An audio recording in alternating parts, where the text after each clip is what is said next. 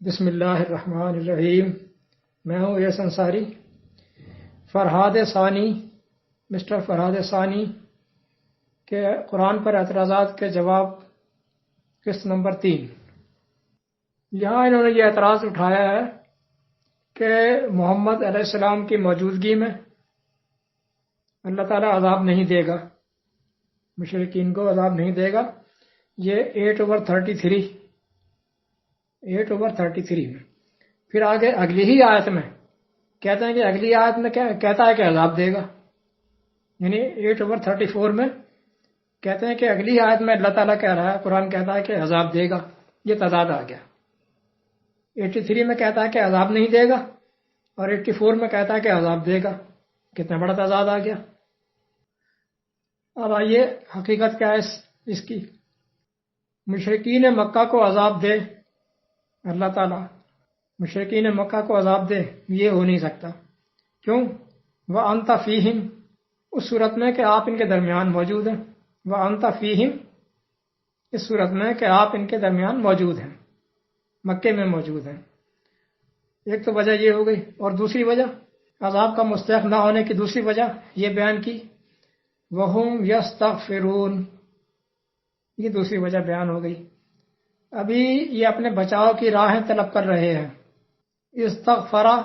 استغفرا، اس نے بچاؤ کی راہ اختیار کی، بچاؤ کی راہ طلب کی، یعنی آپ علیہ السلام کی تبلیغ سے متاثر ہو کر لوگ راہ قبول کر رہے ہیں۔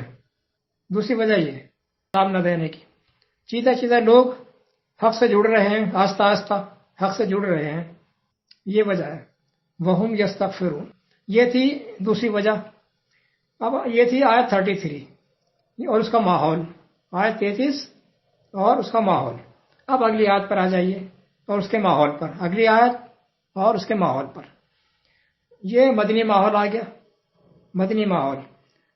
جبکہ ان کے ظلم و ستم سے تنگ آ کر آپ مدینہ تشریف لے آئے، اب ماحول چینج ہو گیا۔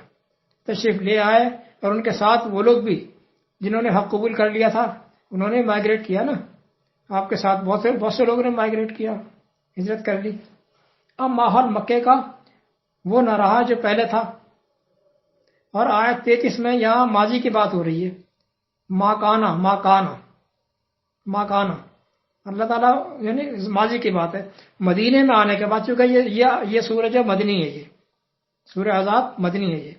یہاں یہ آیت سورہ نازل کی، آیت نازل کی اور بتا رہا کہ مکے میں تو ماحول یہ تھا کہ آپ وہاں موجود تھے، اس لیے میں نے ان کو عذاب نہ دیا۔ اب تو کوئی ایسی وجہ نہیں، آپ تو وہاں سے نکل کر آ گئے، لہذا ماضی کی بات ہے۔ ماضی کا صیغہ ماکانہ لگا کر کہ اللہ ایسا نہیں کہ وہاں آپ کی موجودگی میں انہیں عذاب میں گرفتار کر دیتا۔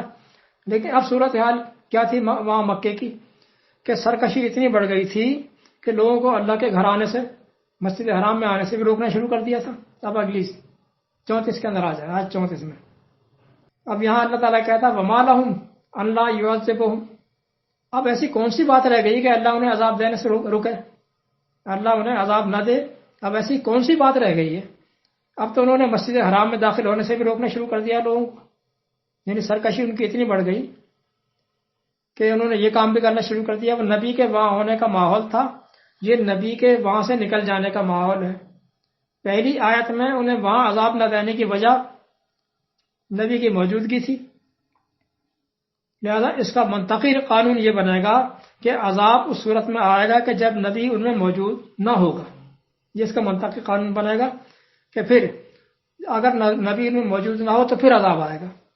اور پھر مدینے میں مدنی صورت میں اللہ یہ ماضی کا ماحول یاد کرا رہا ہے کہ اس وقت تو ان پر عذاب نہ آنے کی وجہ یہ تھی، اب تو کوئی وجہ باقی نہیں رہی۔ تضاد کون سا ہے جناب یہاں پر؟ مسٹر تضاد دکھائیں، کہاں ہے تضاد؟ اہل علم کو تو قرآن میں کوئی تضاد نظر آتا نہیں ہے، کبھی نہیں آتا۔ اندھوں کو تو اندھیرا ہی لگتا ہے، روشنی ہی کیوں نہ ہو، انہوں روشنی میں بھی اندھیری دکھتا ہے ان کو تو۔ باقی یہ کہ اس رحمت للعالمین کو مکے سے نکل جانے پر مجبور کرنے کے بعد وہ مکے والے سوکھی کیسے رہ سکتے تھے؟ اس حال کو پہنچا دیا کہ ان کو ہجرت کرنی پڑی، ان کے اور بہت سارے ساتھیوں کو، تو یہ سوکھی کیسے رہ سکتے ہیں؟ یہ بھی بڑی المناک کہانی ہے مختصر عرض کیے دیتا ہوں کہ ہجرت کے بعد مکے میں بسنے والے خاندان بری طرح ٹوٹ پھوٹ کا شکار ہونے لگے، خاندانی یونٹی بری طرح مجروح ہونے لگی۔ وہ لوگ جن کے دلوں میں ایمان گھر کر گیا تھا، وہ اپنے خاندان سے جدا ہو کر مدینے کی طرف ہجرت کرنے کے پر تولنے لگے۔ آئیڈیالوجی کا شدید ڈفرینس پیدا ہو گیا تھا، جو چنگاریاں تھیں وہ شعلے بننے لگی تھیں۔ پھر مدینے میں مومنین مضبوط ہونے لگے تھے، یہ حسد کی آگ انہیں مزید کھائے جا رہی تھی، شکست انہیں اپنی صاف نظر آنی شروع ہو گئی تھی۔ بڑی لمبی داستان ہے، چونکہ میرا یہ موضوع نہیں ہے یہاں پر، لہٰذا میں یہیں بریک لگاتا ہوں۔